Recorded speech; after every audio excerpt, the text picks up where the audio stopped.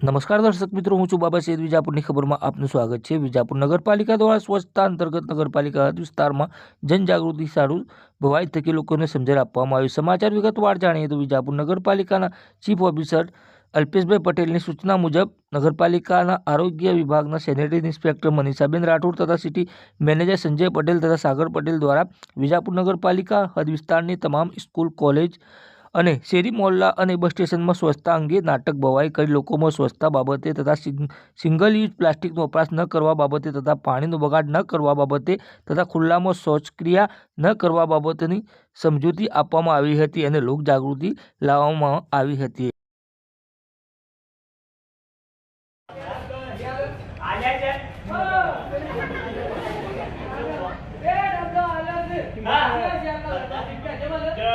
एक वाजरी कलरनी છે અને એક લાલ કલરની છે. બરાબર. કલર તો હાલ કમ્પ્લીટ હે છો અને એ સબ કચરા પેટી એટલી તો ખબર છે કે હા, પણ મારા ભૈરાએ એવું કરી છે ખબર છે? શું કરી છે? જો એકમાં દવા ભરે